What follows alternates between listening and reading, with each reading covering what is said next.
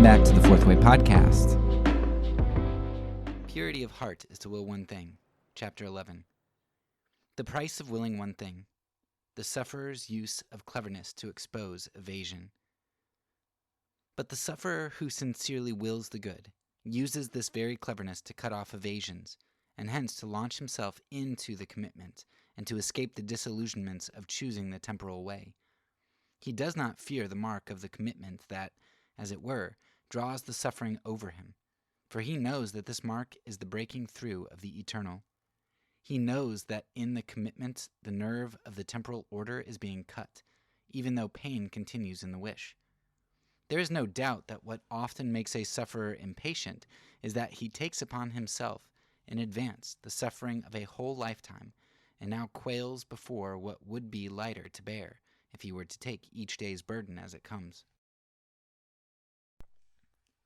The commitment should not concentrate sufferings in this way, for the error is just this, that in spite of all his advance acceptance of suffering, the sufferer wins nothing that is eternal, but only becomes terrified in a temporal sense.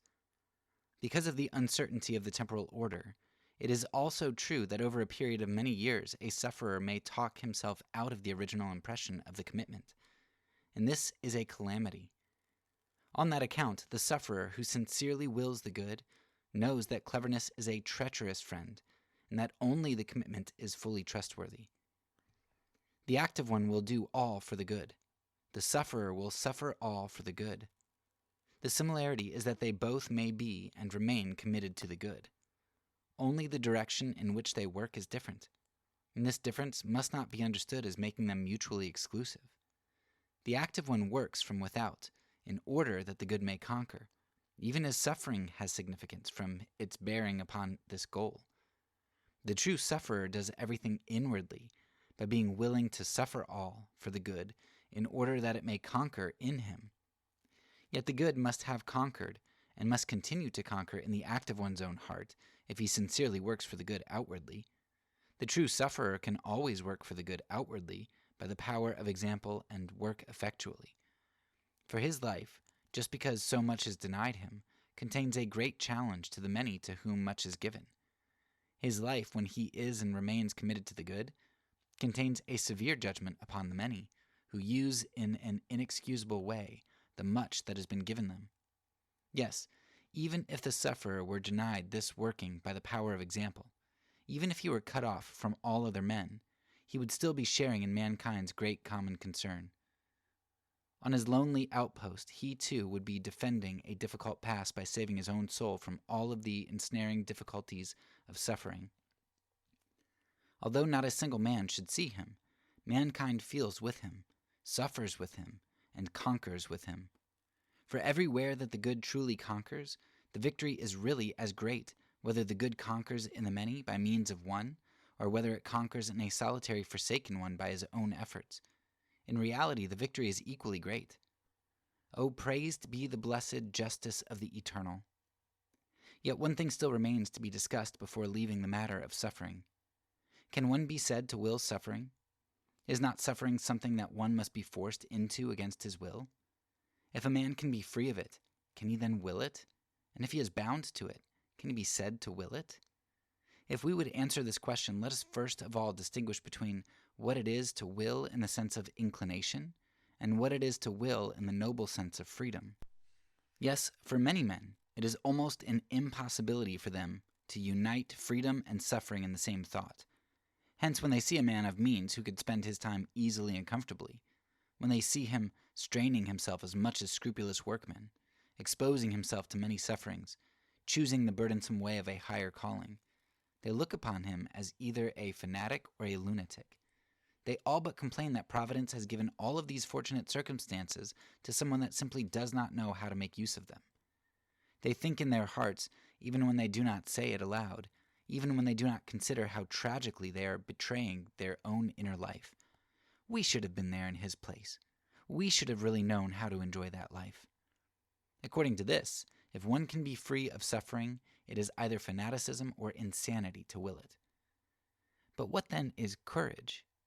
Is it courageous to go where pleasure beckons in order to see where pleasure is?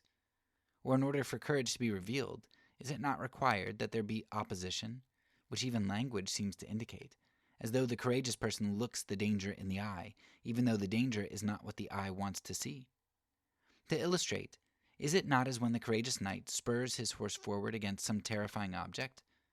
There is no tremor of fear in his eye because courage controls even the expression of the eye. Yet the knight and the horse illustrate the structure of courage. The knight is the courageous one. The horse is skittish. The horse and its skittishness answer to that which is low in the man, and its skittishness is that which courage checks. In this way, courage voluntarily wills suffering. The courageous one has a treacherous opposition within himself that is in league with the opposition without. But just on that account, he is the courageous one, because in spite of it, he voluntarily wills the suffering. On the other hand, and this is what we must primarily consider, for we are speaking of the true sufferer, the sufferer can voluntarily accept that suffering which in one sense is forced upon him, insofar as he does not have it in his power to get rid of it. Can anyone but one who is free of suffering say, "Put me in chains, I am not afraid"? Can even a prisoner say, "Of my own free will I accept my imprisonment," the very imprisonment which is already his condition? Here again the opinion of most men is that such a thing is impossible, and that therefore the condition of the sufferer is one of sighing despondency. But what then is patience? Is patience not precisely that courage which voluntarily accepts unavoidable suffering? The unavoidable is just the thing which will shatter courage.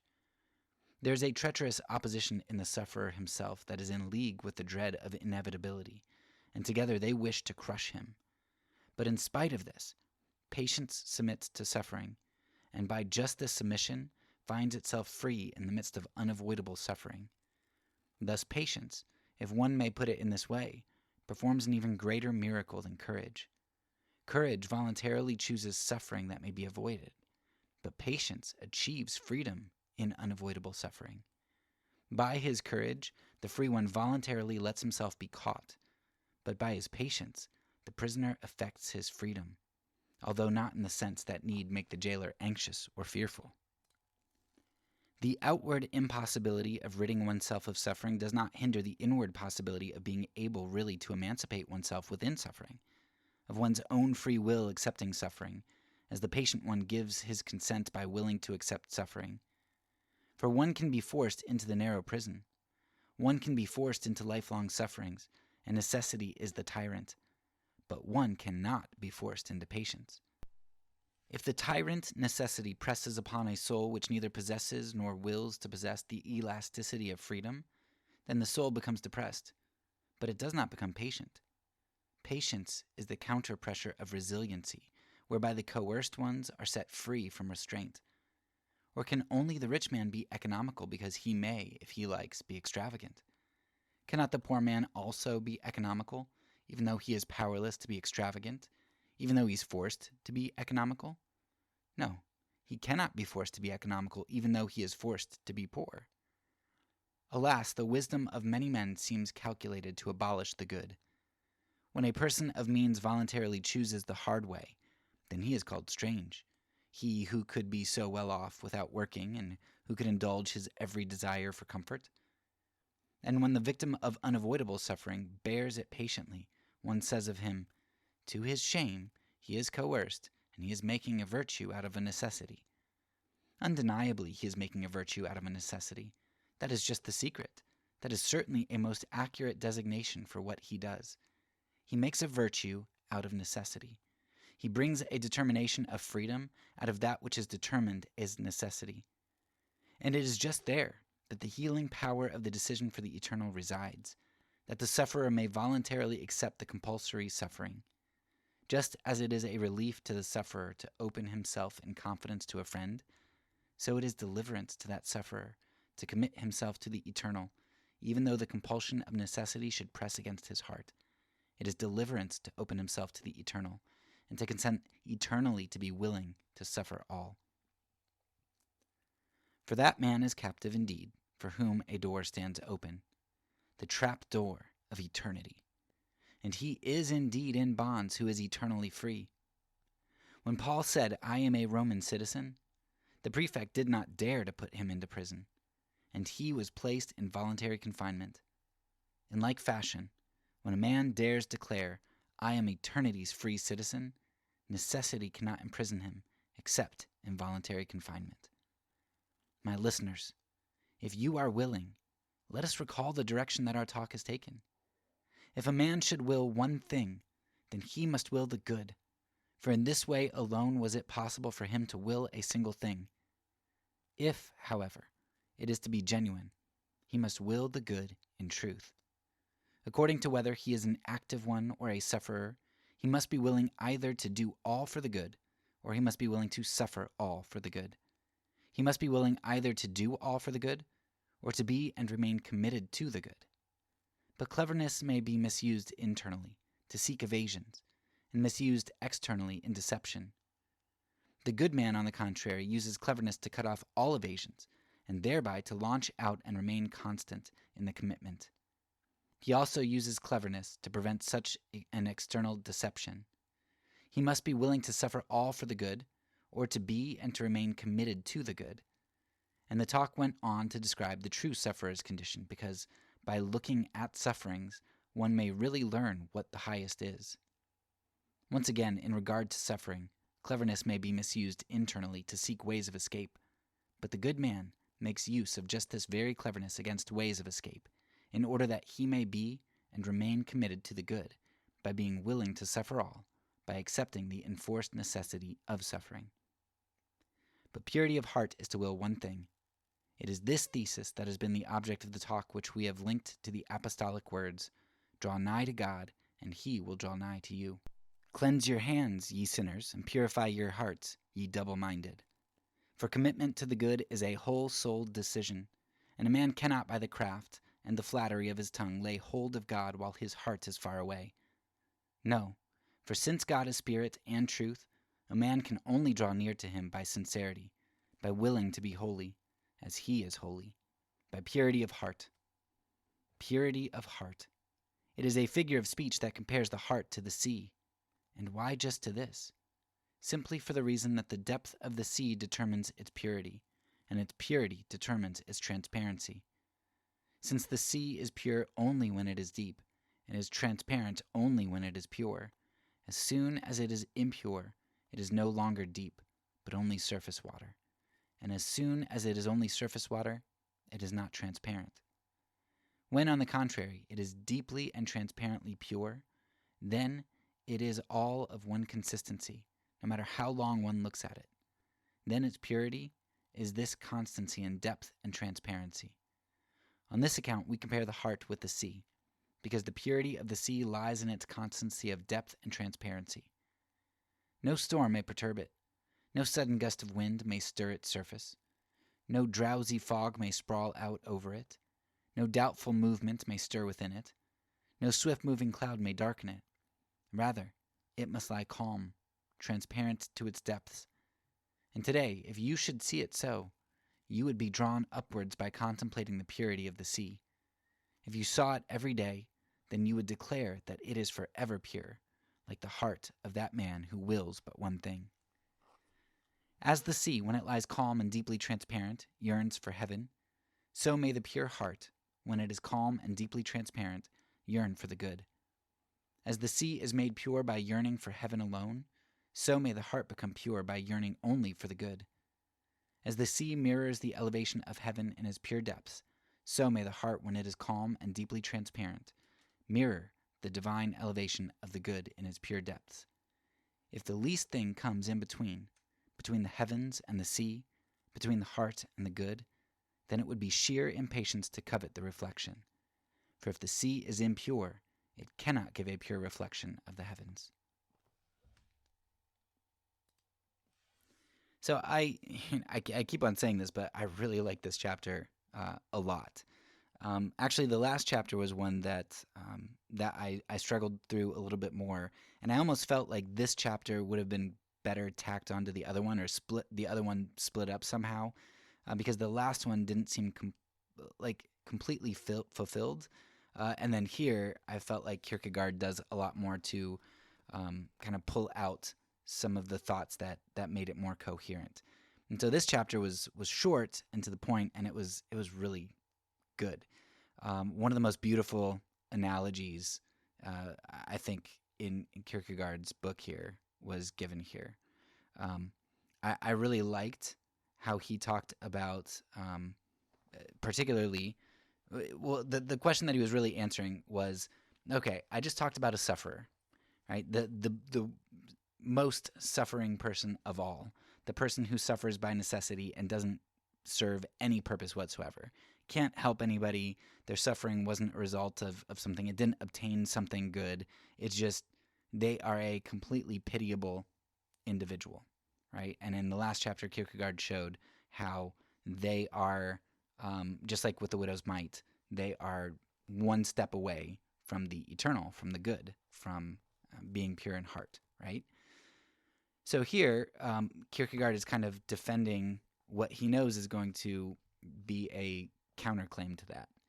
Somebody's going to say, well, but okay, if a soldier suffers, if he gets appendages blown off by an IED, then okay, that he's suffering, but he can have pride in his heart because he served in the military. He served his country.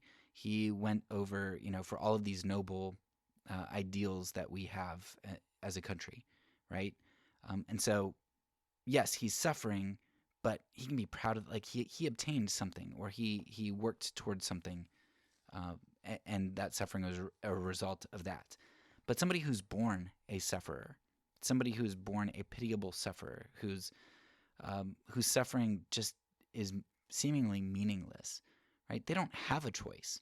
It's like they either just will themselves out of life, or they're just completely depressed and despondent, or they just kind of have to suck it up and endure it, right? As hard as it is, like, they just endure it. So the person who suffers, they don't really have a choice. If they're going to go through life, like, they just kind of have to, if they're going to live any life of interest and joy at all, they just kind of have to deal with it. And Kierkegaard here, he points out that just because something is necessity doesn't mean that what is produced and what is seen, like the actions in it, are not really commendable and actually very eternal, like things that we elevate very highly. And so he gives two examples. He gives the example of courage, right, which is somebody willingly taking on suffering, and he gives the example of, or not even willingly taking on suffering, because then that would be sort of like obtaining something, but somebody who's faced, right, you have an attacking army coming against your city, right? Well, you didn't choose for them to attack you, and now you have the opportunity to show courage.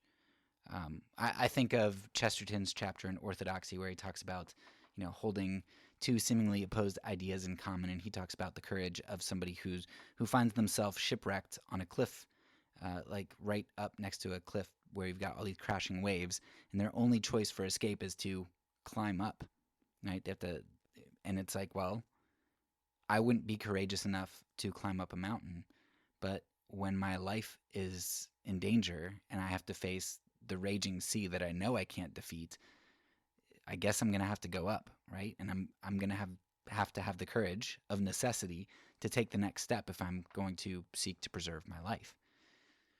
And then the other example Kierkegaard gives is that of patience, how patience is born of necessity, right? Something happens to you in life, right? Circumstances you can't control, other people's decisions, natural events, whatever. You don't have a choice. Like, patience is the situation is thrust upon you, and patience is something that you can choose to do or not do in that moment. That's all for now. So peace, and because I'm a pacifist, when I say it, I mean it.